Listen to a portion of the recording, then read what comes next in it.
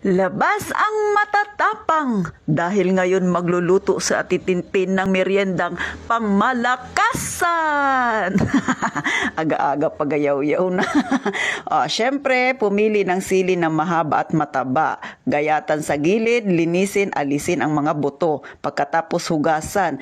Ayan na. Ibabad sa mainit na tubig. Pwede rin naman ang malamig. Bahala kayo sa choice ninyo. Yan ay para lang mabawasan ang anghang.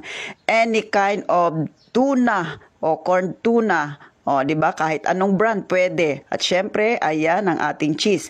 Yung tuna nyo, timplahan nyo lang ng asin at kaunting paminta, halu-haluin. At eto na, nasa pagbabalot na tayo mga mamshi, di ba? Napakadali lang yan at napakabilis na gawin. Ang medyo mabagal lang doon yung maghiwa-hiwa ka ng sili. Syempre, ayusin ang pagbabalot para hindi magsayaw-sayaw ang sili, di ba? At saka hindi lumabas ang cheese. At yan ang aking sausawan, mayo at saka ketchup, haluin nyo lang yan. Masarap na yan na sausawan. Next, eto na yung pinakamagandang parte ha, ang pagluluto natin, pagpiprito. So, ano pang inaantay nyo ha? Luto na!